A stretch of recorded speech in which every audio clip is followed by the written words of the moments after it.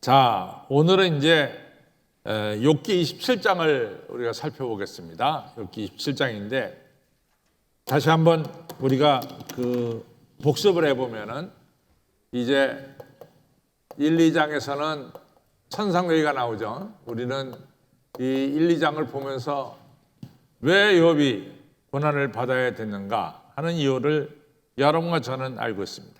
그런데 불행하게도 고난당하고 있는 욥 자신은 자신이 왜 고난당하는지 그 이유를 몰랐어요. 근데 여러분과 저는 1, 2장을 통해서 알고 있습니다. 그 다음에 3장에서는 욥의 독백이 나옵니다. 그 다음에 세 번째 4장서부터 14장까지 포스트 라운드, 이제 이 라운드가 시작됐는데 이것은 엘리바스, 빌닷, 소발이 이제 돌아가면서 욥에게 이야기하고 욥은 또 그것에 대해서 대답합니다. 그런데 네 번째 15장부터 21장까지 이제 세컨드 라운드가 또 되는 거죠. 세컨드 라운드가 됩니다.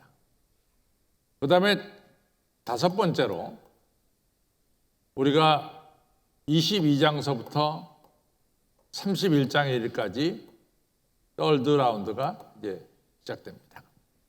그럼 오늘 우리가 27장을 하고 있어요. 그런데 사실은 욥이 26장에서 벌써 빌닷, 25장에서 이야기한 빌닷에 대한 대답을 26장에서 했습니다. 그리고 오늘 27장에서 하는데 욥의 대답이 27장까지는 대답이라고 할 수 있고 28장서부터 31장까지는 욥의 독백이라고도 볼 수 있어요. 그래서 다음 주 수요일 날 우리가 살펴보겠는데 다음 주 수요일은 욥이 지혜란 무엇인가, 어떻게 지혜를 얻는 것인가, 이거에 대한 욥의 이야기가 28장서부터 나옵니다. 그러니까 이 세 번째 라운드, 썰드 라운드에 가서는 조금 지금까지 이같이 내려오던 틀이 깨어지기 시작합니다. 틀이 깨어져요. 그래서 27장, 오늘 우리가 살펴보는 27장까지는 욥이 빌닷이 한 말에 대한 대답이다.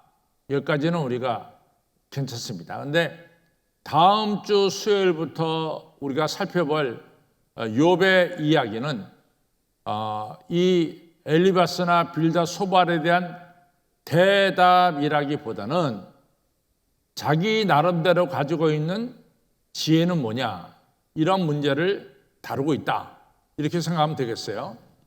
그런데 여러분과 제가 지금 썰드 라운드, 세 번째 라운드에 들어서서 뭔가 이상한 거 하나 있지 않아요? 뭔가 이상한 거.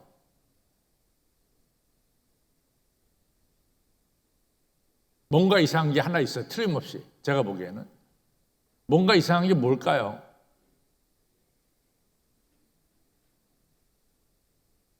누구도 발견을 못 하셨나? 네.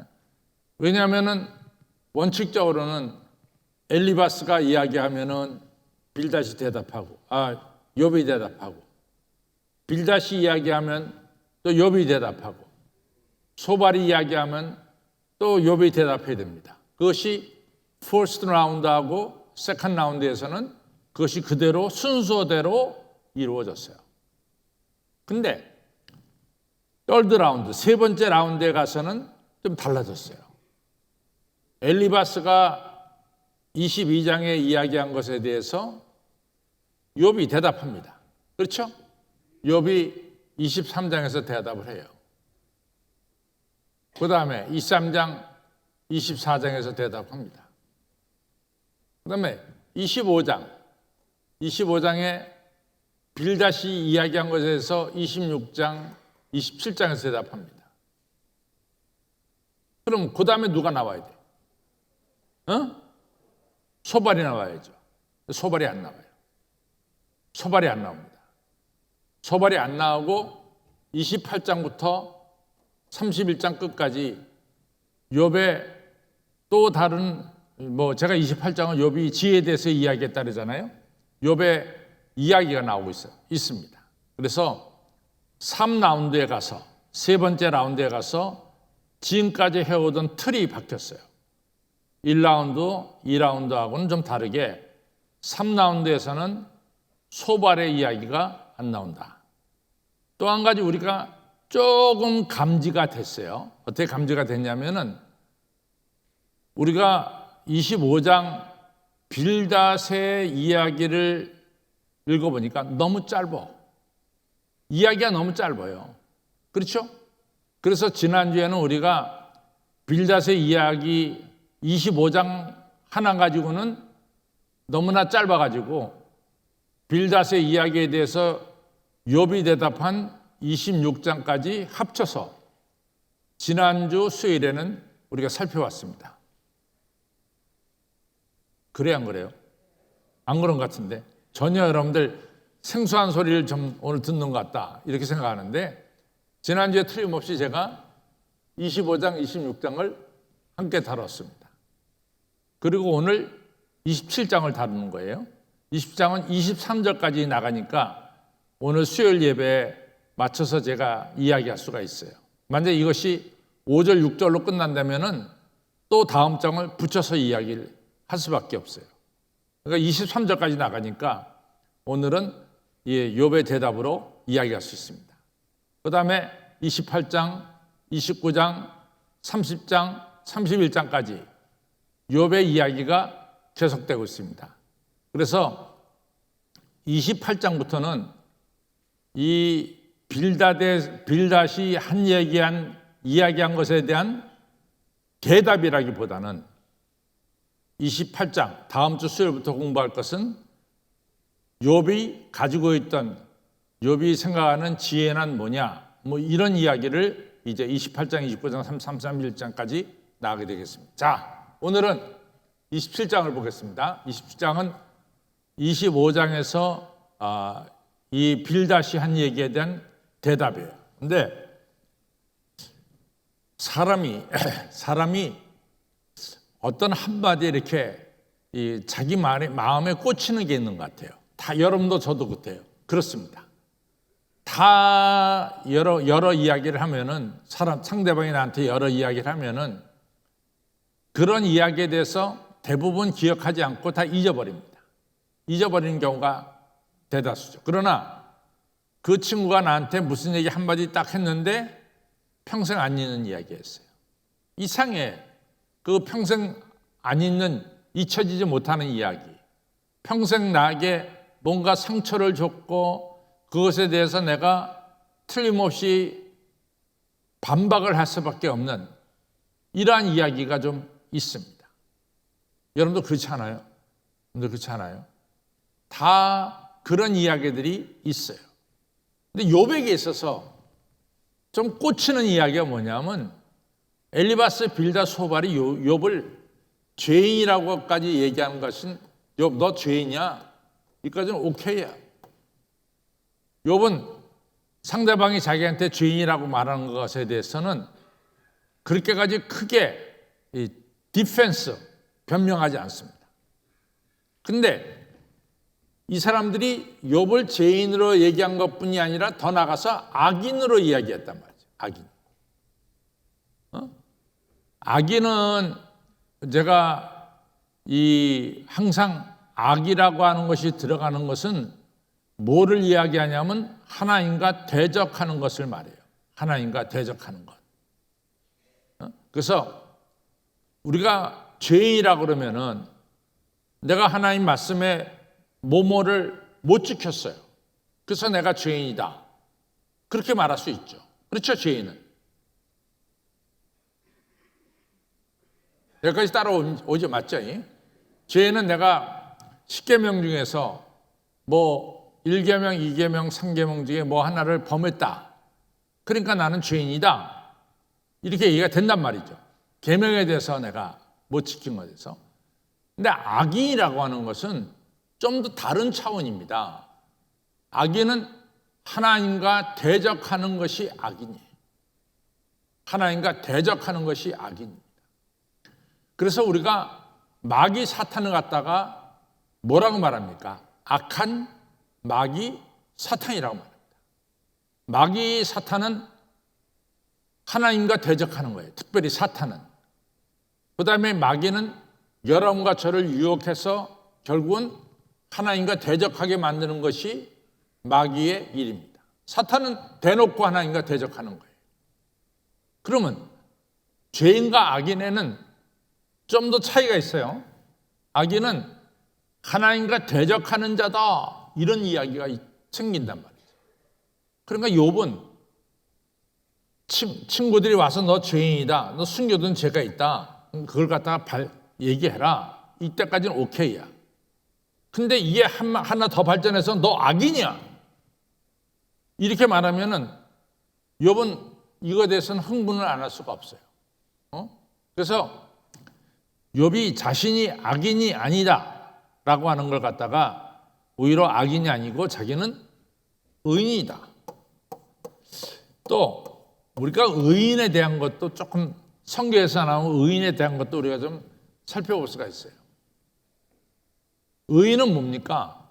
하나님의 은혜를 깨닫고 하나님을 경외하는 자가 의인이에요. 그 사람이 무슨 나라를 위해서 목숨을 바쳤다, 의인이죠. 그러나 성경에서 말하는 의인은 창조주 하나님을 내가 알고 창조주 하나님을 경외하는 이러한 사람을 가리켜서 뭐라고 부릅니까? 의인이라고 부릅니다. 그런 면에서 여러분과 저는 의인입니까? 악인입니까? 의인이죠. 왜? 여러분과 저는 하나님을 알고 경외하고 있으니까. 그럼 여기까지 이제 충분히 이제 정리가 되는 거예요. 성경에서 의인이라고 하는 것은 하나님과 올바른 관계를 가진 사람을 의인이라고 그래요. 올바른 관계를 가진 사람은 당연히 하나님을 경외하고, 당연히 올바른 관계를 가진 사람은 하나님 말씀에 순종하는 겁니다. 그래서 의인이 되는 거예요. 그러나 악인은 하나님을 대적하는 거죠. 그래서 욥은 지금부터 앞으로 욥이 자기 자신에 대해서 자기 자신에 대해서 이야기를 한다면은 뭘 이야기할 것 같아요? 첫째, 나는 악인이 아니다. 나는 의인이다. 이런 이야기를 당연히 할 것으로 기대가 되죠. 그렇죠? 할 것으로 기대가 되죠. 그럼 오늘 27장은 그 이야기를 할까요? 그 이야기를 하지 않을까요? 그 얘기를 하고 있습니다. 나는 악인이 아니고 나는 의인이다. 이 얘기를 27장에서 하고 있습니다. 자, 넘어가겠습니다. 이제 성경을 보겠습니다.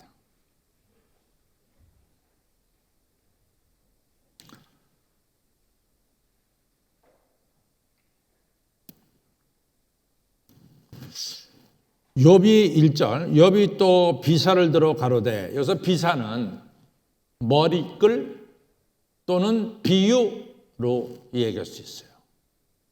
비사하면은 머릿말, 제일 먼저 나오는 말, 또는 비유를 가리키고 있습니다.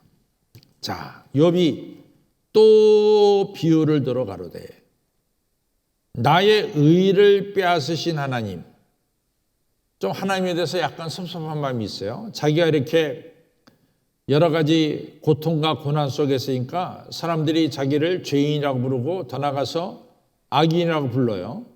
그러니까 사실은 자기가 하나님을 경외하는 의로운 사람인데 이같이 고난을 통해서 자기가 의인인 것을 사람들이 인정하지 않아요. 따라서 나의 의를 빼앗으신 하나님, 나의 영혼을 괴롭게 하신 전능자의 사심을 가리켜 맹세한다.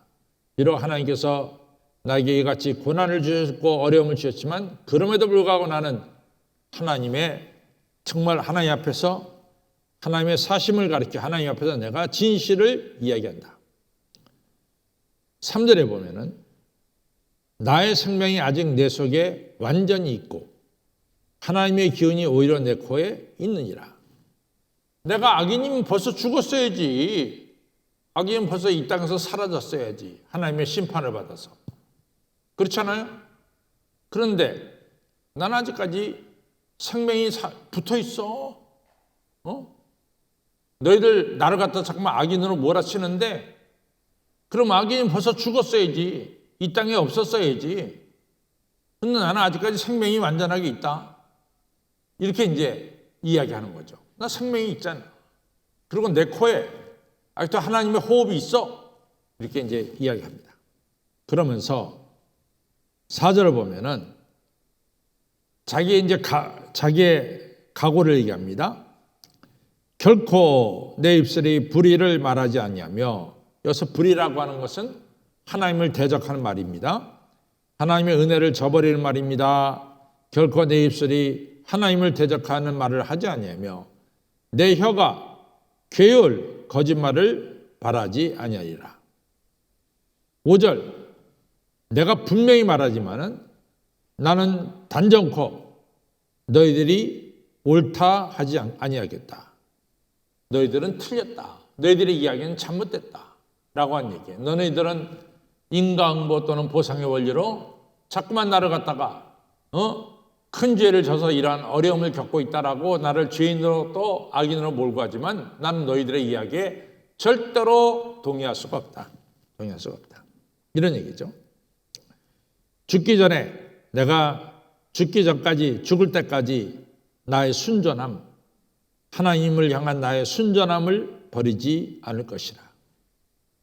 6절, 내가 내 의를 굳게 잡고 놓지 아니하리니 일평생 내 마음이 나를 책망치 아니하리라. 내가 죽을 때 뒤돌아봐서 아이고 내가 참 후회스러운 삶을 많이 살았구나, 이런 것이 아니라 나름대로 나는 선한 싸움 다 싸우고 달려갈 길 마치고 믿음을 지켰다라고 말한 사도 바울과 같이 난 살겠다, 이런 이야기입니다. 그러면 6절까지 우리가 잠깐 읽다가 스톱을 시키고, 욥은 자기를 죄인으로 생각합니까? 의인으로 생각합니까? 그렇죠. 의인으로 생각하죠. 그걸 확실하게 드러나잖아요. 그래서 내가 6절에 내가 내 의를 굳게 잡고 놓지 아니하리니 일평생 내 마음이 나를 책망치 아니하리라. 근데 이제 악한 사람에 대한 이야기입니다. 7절, 나의 대적은 악인같이 되고 일어나 나를 치는 자는 불의한 자같이 되기를 원하노라. 악인은 이제 하나님의 심판을 받는다 이거죠. 그래서 세 가지가 나옵니다. 악인의 세 가지. 사고한 자가, 악한 자가 이익을 얻었으나 하나님이 그 영혼을 취하실 때는 무슨 소용이 있으랴. 누가 보면 12장과 똑같죠. 이 어리석은 부자가 재산을 많이 쌓아놨는데 그날 밤에 네 영혼을 찾아리니 이 모든 것이 네 것이 되겠느냐라고 말씀한 거하고 똑같습니다. 악한 자가 아무리 이익을 많이 얻었지만은 하나님이 그 영혼을 그날 밤에 데려가실 때 무슨 소용이 있느냐? 첫 번째는 악인이 쌓아놓은 재산은 의미가 없다. 두 번째, 환란이 그에게 임할 때, 악인에게 환란이 임할 때 악인이 막 하나님을 향해서 부르짖잖아요. 하나님께서 그 기도 듣겠냐 말이지. 악인의 기도 듣겠느냐. 그래서 10절에 이 9절에 환란이 그에게 임할 때 하나님이 어찌 그 부르짖음을 들으시라. 안 듣는다 이거죠. 세 번째, 10절, 그가 어찌 전능자를 기뻐하겠느냐? 항상 하나님께 불로 아뢰되. 그러니까 악한 자는 하나님을 기쁘시게 할 수가 없다 이거죠. 그래서 세 가지입니다. 악인은 재산을 많이 쌓아도 소용이 없다. 하나님이 그 영혼 데려가면 아무 의미 없다. 악인이 환난 때 하나님께 부르짖어도 하나님께서 그 기도는 안 들어주신다. 세 번째, 악인은 결코 하나님을 기쁘시게 할 수가 없다. 이 1, 2, 3로 아주 욥이 정리를 쫙 해놨습니다.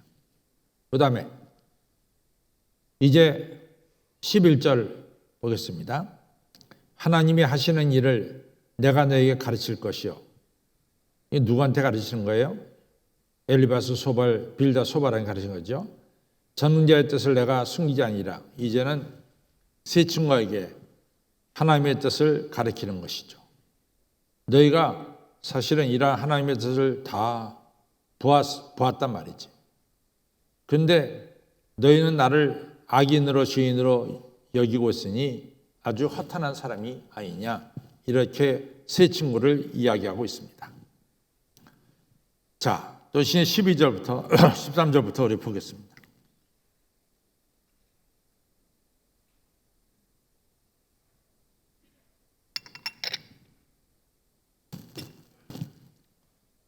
이 13절에 악인이 하나님께 얻을 분깃, 강포자가 전능자에 받을 산업은 이것이라. 그 자손이 번성하여도, 그 자손이 악인의 자손이 번성하여도 칼을 위하며 그 후에는 식물에 배부르지 못할 것이며, 악인이 번성해도 이제 칼에게 죽임을 당할 것이고, 칼로 말미암아 죽임을 당할 것이고, 그 후손, 악인의 후손들은 식물에 배부르지 못할 것이며 먹을 것이 없을 것이다, 그 말이죠.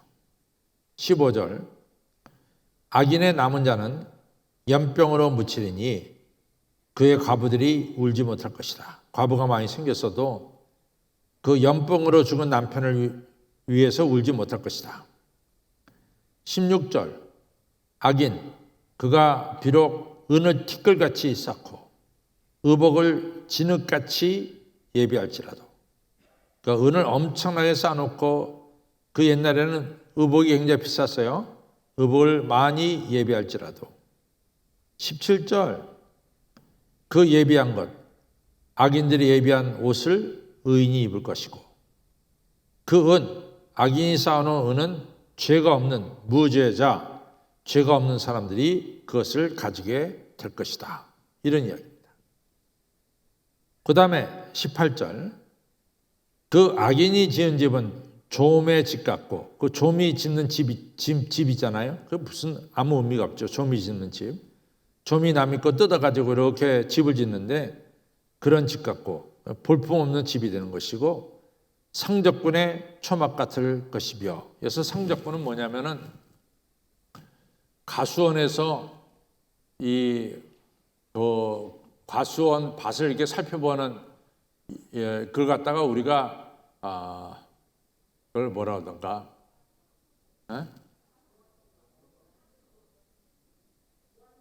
원두막이야, 맞아. 원두막 같다 이거지, 원두막.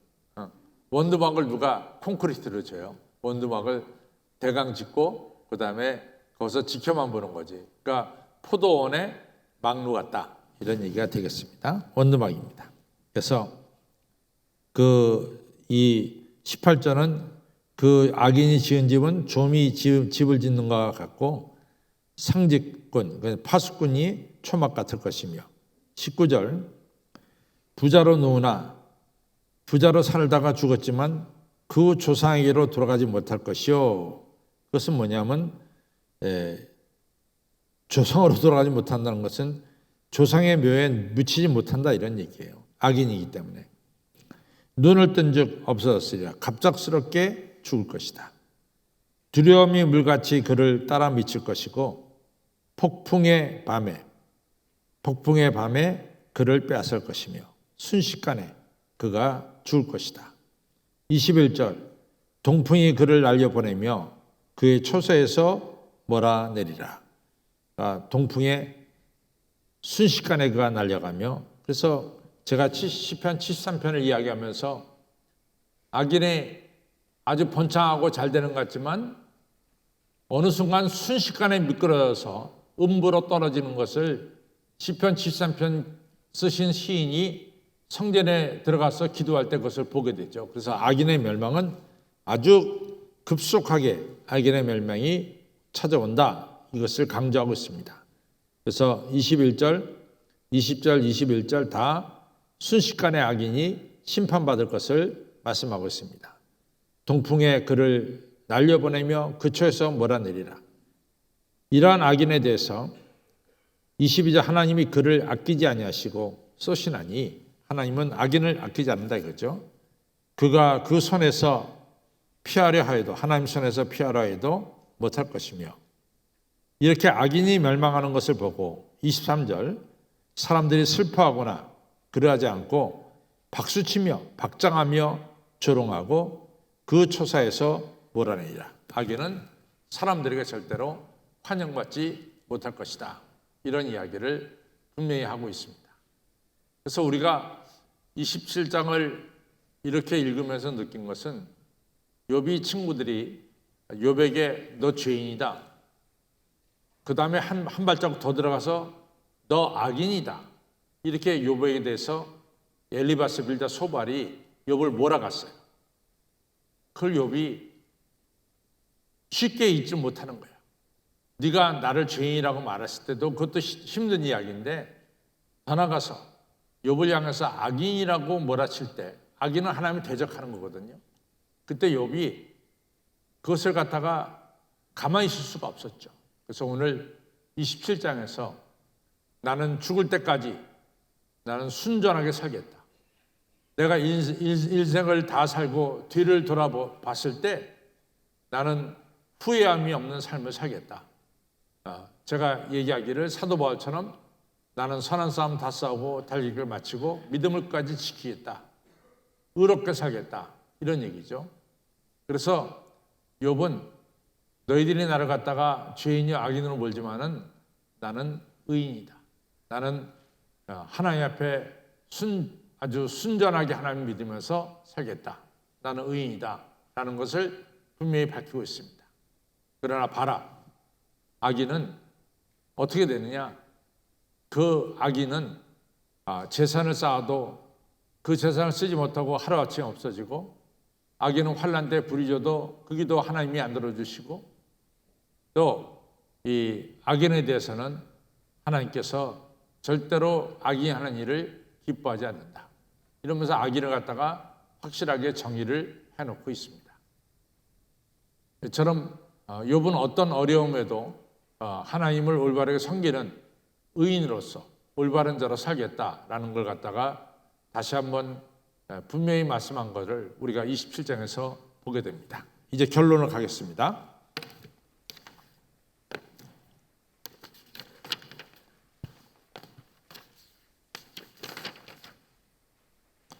같이 했습니다. 시작. 하나님을 경외하는 자는 의로운 사람이고 하나님을 대적하는 자는 악인이요. 성경은 분명히 말합니다. 악인이 아무리 재물과 명예를 쌓았다 할지라도 하나님은 악인이나 악인의 자손이 재물을 쓰지 못하고 다 두고 떠날 수밖에 없게 만든다는 것입니다. 그리고 그 재물들은 무죄자, 죄를 모르는 자에게 돌아간다는 것입니다. 성도 여러분, 신명기 28장에서 하나님을 경외하고 하나님 말씀에 순종하는 자는 문에 들어가며 나가며 복을 받는다고 했습니다.